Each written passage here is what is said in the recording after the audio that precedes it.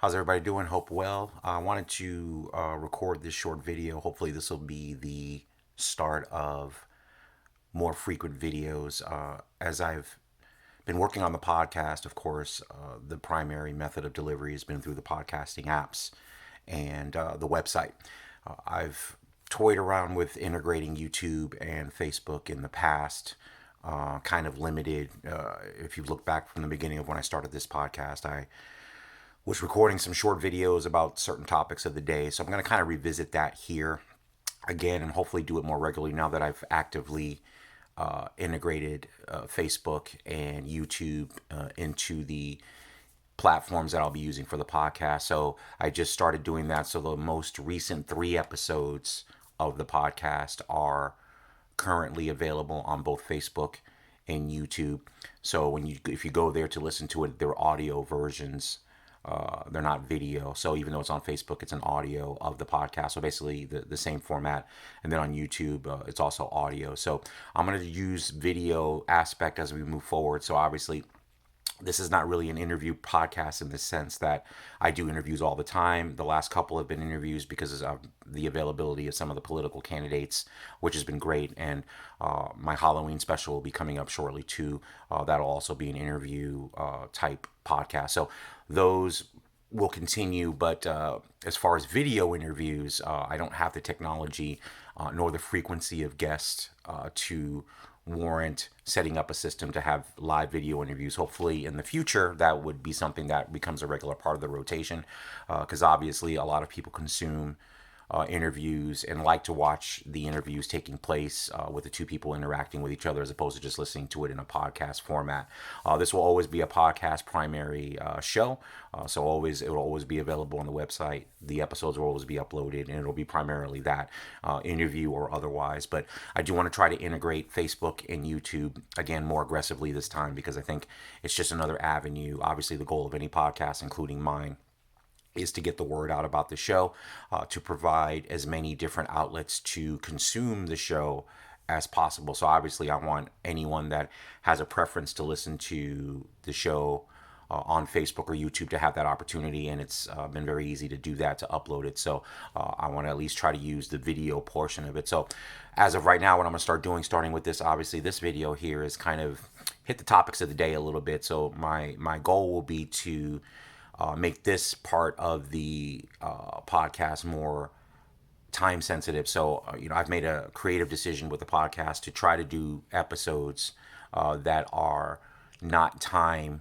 sensitive. So basically what that means is, you can go back and listen to episode 10 of my podcast. It could be about a specific movie or an older movie or a subject that kind of transcends a time sensitive situation. So, for the purposes of my podcast, obviously, I'm not a huge podcast with millions of listeners where if I was churning out product twice a week or something like that, where it could be updated, time sensitive, it just, the work that goes into that, frankly, I just don't have the time to do it. And the listenership is not high enough for me to think that that would reach a lot of people. Whereas at least if I continue to build the podcast like I'm doing now, the last couple of episodes with Sean Howard, the presidential candidate, and Angela Walker, the vice presidential candidate of the Green Party, Sean Howard, independent candidate. Like I said, I was lucky to able to get those people to come on to the show, do an interview. So obviously that's going to be the exception to the rule. Obviously with the 2020 election coming up, those couple of episodes are time sensitive. But if you listen and go to my back catalog of episodes, the majority of those are going to be reviews of some current movies. I have Tenet up there, but a lot of them I've been trying to review older films that you can find on streaming platforms. So again, those episodes aren't time sensitive, so they're not old news, or you could just listen to them anytime. So as I continue to build, that's going to be my focus. So I'll use this medium of video to comment on more current things, and then put those up on YouTube and Facebook. Not on the podcast feed, because like I said, the podcast feed is going to be for the dedicated episodes of what I decide to do. Most of them, like I said, will not be time sensitive. Some will be, depending on if I'm able to get a guest that I think would add value. So that's basically the plan right now. So as far as some of the issues of the day, obviously, we're still dealing with the COVID situation and kind of the implications of that. I live in Florida, so obviously Florida is one of the states that's chosen to open back up. and we're seeing how that's gonna work versus other states that are still in the middle of a shutdown. What I wanted to talk about briefly here, I was going to do a full pull-up podcast episode, but I think what I want to talk about here is the situation with the movie theaters. If you've been following that, AMC is basically stating that by the end of this year, they're probably going to run out of cash and they may have to declare bankruptcy. They're open right now.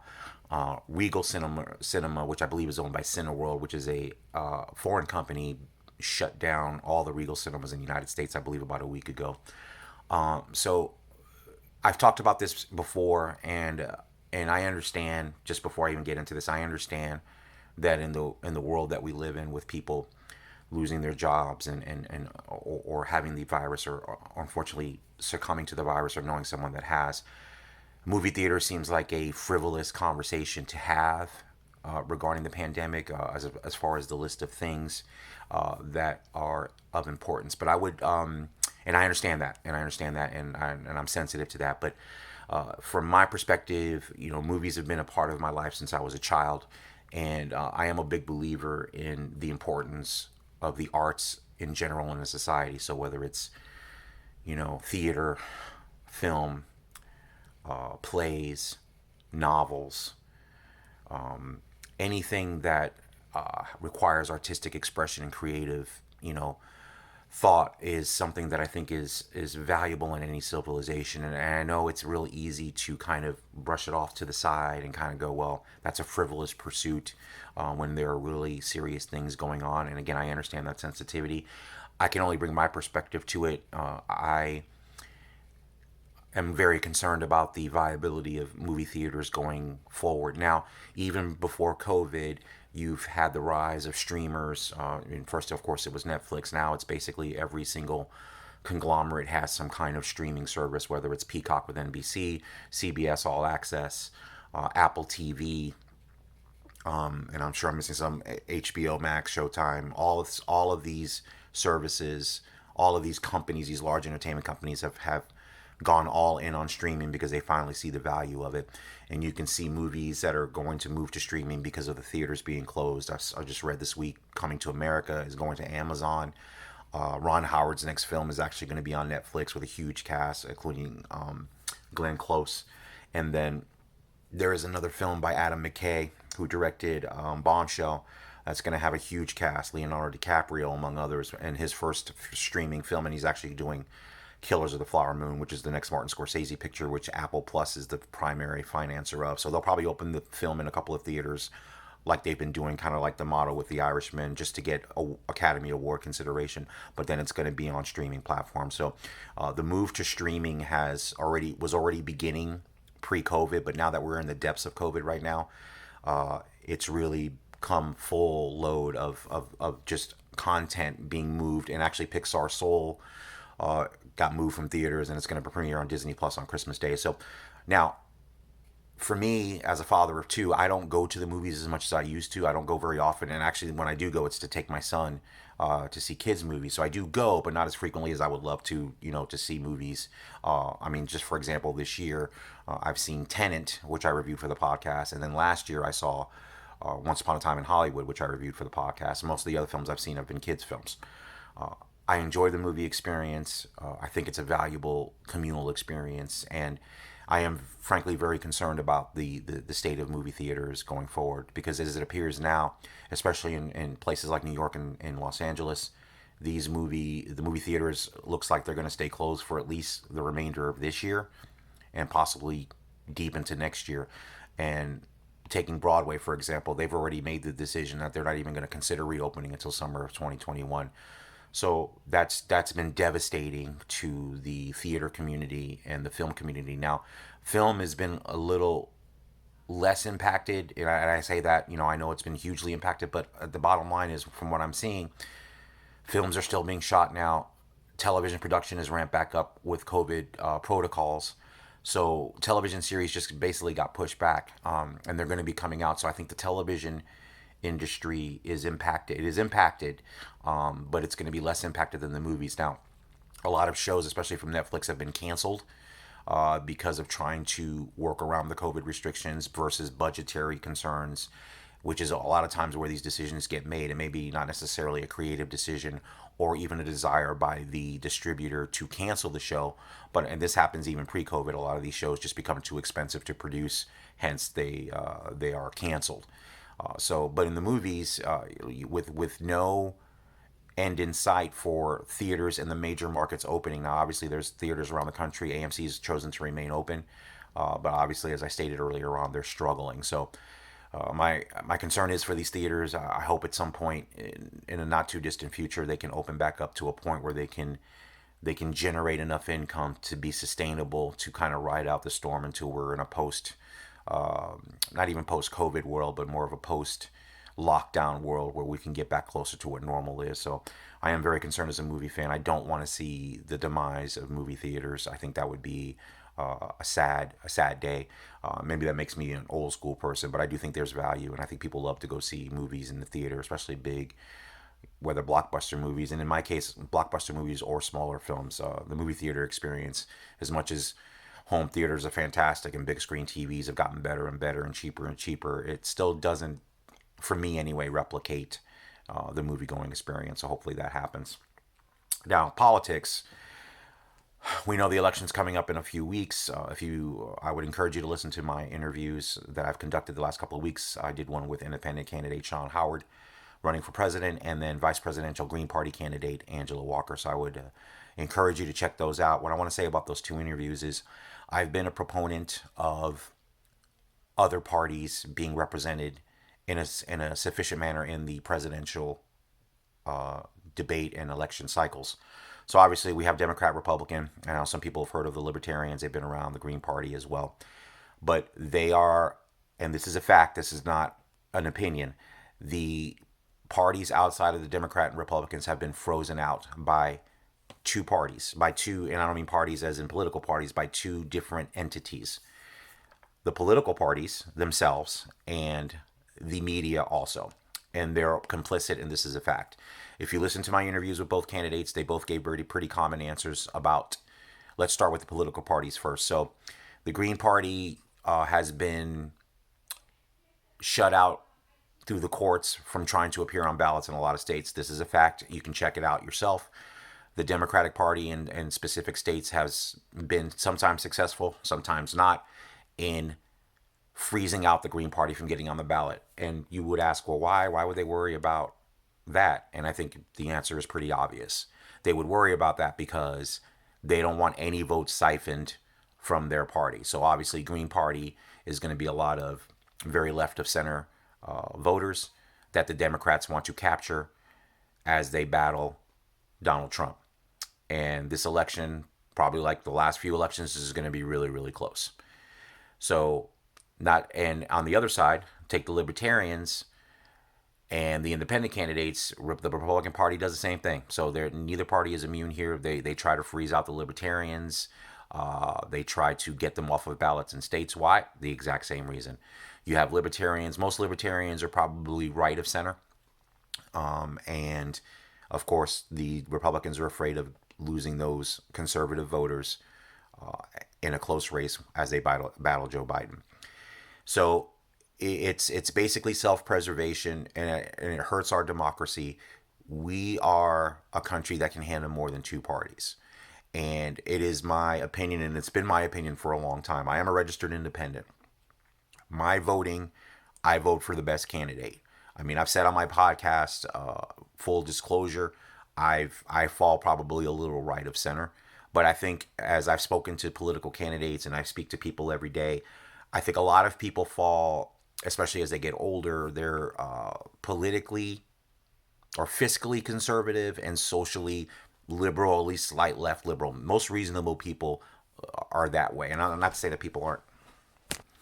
And this is not to say that people that feel differently that I'm criticizing. It's just, I think, just an overall anecdotal view of what I think about that. But that being said, the fact of the matter is that any third party that attempts to penetrate the system that's in place is either derided, criticized, or outright slandered. And it's unfortunate. And unfortunately, the media is complicit as well. It's very rare that you see interviews of any third party candidates. It's one offs. It's here and there. It's not really consistent. And of course, obviously, they're frozen out of any kind of chance of ever being in any of the debates to kind of bring their views to platforms of their particular party. So, that being said, if you look at any of the debates, you understand it's Donald Trump and Joe Biden, and then there's no other voices that are heard. And it's unfortunate, and I think it's cheating the voters. That's just my personal opinion on that. And hopefully one day that will change, but that will only change if people participate in the process. Now, I will say this, and not to sound self-serving at all, because like I said, I understand that these third-party candidates are trying to find outlets where they can be heard. And like I said, I was fortunate enough to have Sean Howard on the show and Angela Walker come on the show. But in full transparency, and again, this is not to be self-serving, but this is just kind of to state the facts of the struggle as well. I've reached out to a lot of other people to come on to the podcast, and have basically not really gotten responses, or gotten one response, and really no one has reached back out to me. Now, I understand I'm not Joe Rogan. I'm not a podcast with millions of downloads. So I understand that they're looking to get their message out there. And the only thing I would say about that is, I get that. But if you're going to complain about lack of access to outlets where you can get your message out, I would think that not even just from my podcast, that you would take every opportunity from every podcast or anybody that's looking to interview you and release that interview out into the masses. I would think you would jump at the opportunity to do that. So on behalf of myself as an independent podcaster and other podcasters that do this as well, if you're going to complain about lack of media access, then you have to provide access as candidates to alternative media on a large scale to help you get your message out. Because what I would say is, yeah, my podcast doesn't have 1 million downloads a week, but if you can get your candidates on, since you're not being courted by the mainstream media, if you were on podcast all the time, and the running joke that everybody's got a podcast, that's fine, but use that to your advantage. That's a format that I think actually works well for an independent candidate, because the great thing about podcasting is, of course, you can have a 30-minute interview, you could have a 3-hour interview if you're Joe Rogan, or somewhere in between, where you can have a long form conversation about substantive subjects regarding our country and really get your platform out there in an unfiltered way. And as it relates specifically to my podcast is nonpartisan. I've said I'm a registered independent. I'm a little right of center. I'm fully transparent about my views, but that has nothing to do with how I conduct an interview with a political candidate. I want to give them the forum unfiltered to state what they believe the best course for our country is. Whether I agree with it or not is irrelevant. That's not what I do. I'm not a pundit. I'm not looking to play gotcha with anybody. I'm not looking to either prop up a candidate or undermine a candidate. The only thing I've done in the 2 interviews, if you listen to them, is I've thanked both Sean Howard and Angela Walker, who are on each side of the political fence, and I've thanked them both, because I think anyone that chooses to stick their hat in the ring of this pretty ugly, sometimes nasty business of politics, I give them a lot of credit, whether I agree with them wholeheartedly or disagree with everything they say. I respect the fact that they're willing to get out there, get in there, and do the work. So that's the only position I take as it relates to politics and dealing with political candidates and or people that are already in office. So again, I would challenge anyone that watches this video that has access to a alternative candidate that is looking for access to media to get their message out there. I would have them be more accommodating to podcasters or any kind of smaller media outlet that's not NBC or CBS or ABC or Fox News, because frankly, one, they're not even getting on there, and 2, we're offering the opportunity to give you a long form forum to talk about your views and your criticisms of the country, or what you think needs to be done that is not being done now. So I will put that out there. I'll still try. We have a couple of weeks away. I've still got some requests out there, but again, I haven't really heard. So like I said, that's I think that's part of the issue as well. You have to cultivate that information, and podcasting. Like I said, I laugh at the jokes too that everybody's got a podcast, but like any kind of medium, as you can see, podcasting is becoming a larger and larger influence in the discussion of news, politics, anything else.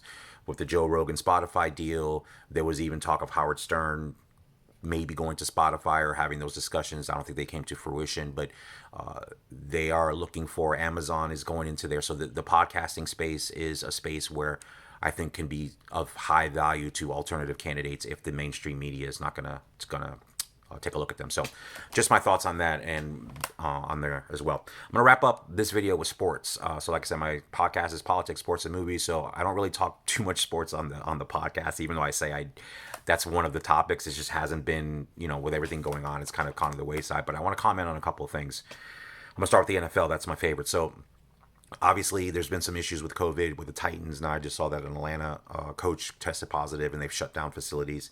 But for the most part, the NFL season has gone off pretty much, I wouldn't say without a hitch. That's probably the wrong word. But they've played games, some stadiums empty, some stadiums with partial fans, and the games have gone on, and some games have had to be moved.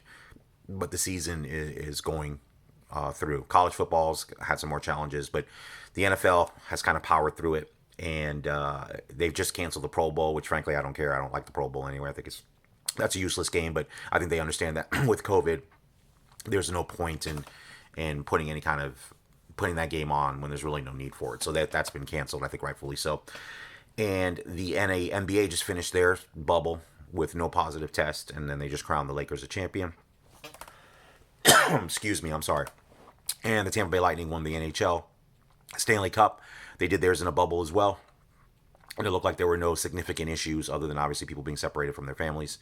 And Major League Baseball playoffs are happening right now in two different bubbles as well. So I don't know what that's going to mean for 2021. Does the NBA go into a bubble again? I don't know. Does the NFL play the Super Bowl on time? I don't know. There's been talk about them moving back the Super Bowl and them willing to do that, which I think would be easy for them to do.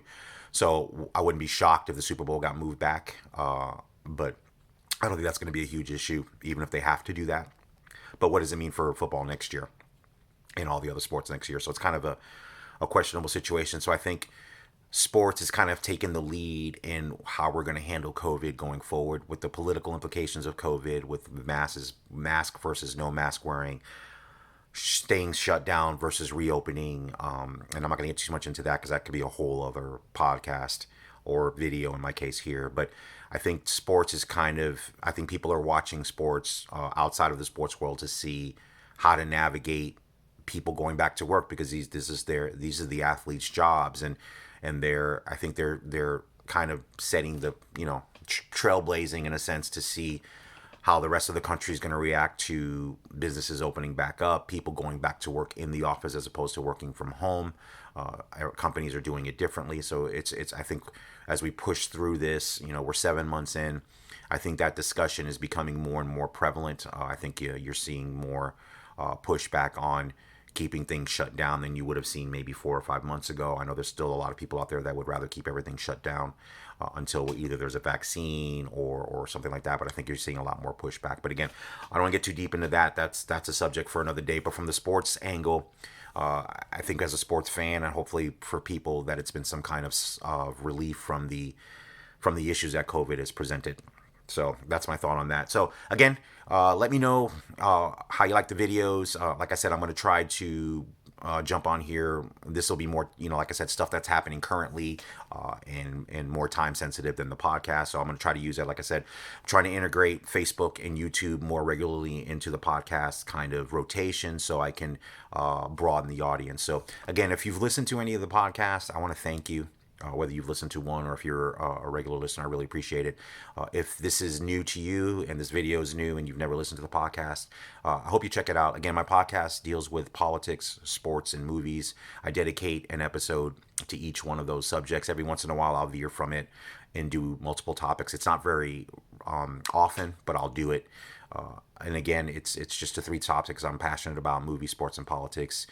It's my thoughts on these things. It's my love of movies, my love of politics. As much as politics is a dirty business, I've loved it since I was a child. I've been fascinated by it, continue to be fascinated by it. So I take it from that perspective. The political discussion on my podcast is going to be nonpartisan. There's not going to be bashing of parties. Now, there'll be criticisms of things that they do, but it's not from a partisan position. So the most recent thing I've talked about is the Supreme Court nomination process and the hypocrisy of Mitch McConnell. And that's not because I'm a pundit for the Democrats. It's just I call it as I see it. And I see hypocrisy on all sides. So that's the angle I come from. So I just want to be clear on that, because I know if you listen to that episode, or the two episodes I've done on it, one I did a couple of years ago and one that I've just done recently, and if you, whatever your political affiliation is, you're going to listen to that. And I don't want you to make the immediate assumption that my podcast is about bashing one political party or the other. I'm going to tell you, I bash them all. And I bash them all when I think they're doing something that's not right. If they're doing something right, I'll give credit where credit is due, regardless of party, regardless of the person in the office. So that's where I come from. If you want punditry, if you want a left-leaning podcast, a right-leaning podcast, if that's what you're looking for, this is not the podcast for you. This is not how I do it. And if you're looking for that, there's plenty of them out there. You can find them everywhere.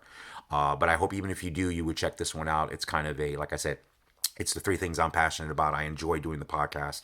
I've been doing it about 2 years now. This is actually a relaunch of an old podcast that I did and kind of let go, but I've been extremely happy doing it. So like I said, I'm excited about this video piece here. So I'm going to throw this video up on Facebook and YouTube. It won't be on the podcasting feed, even though it's long enough to be a short episode. Because again, like I said, this is going to be more current, up to the minute, or not up to the minute, but at least up to the minute I'm recording it, feedback on certain things of the day. So I'll try to, like I said, touch on the three things: movies, sports, and politics, or just one or two if there's nothing else going on of substance in the other two subjects, or any other subjects when I decide to record. So again, I hope you enjoy it. I hope you check out the podcast. It's available on pretty much most of the podcasting apps, but specifically on Apple Podcasts, Google Podcasts, Amazon Music, Spotify, Stitcher, TuneIn, and Castbox. And then again, the podcasts will also be uploaded to YouTube and Facebook, along with videos like these. So I hope you enjoyed, and I hope everybody has a fantastic week. Take care.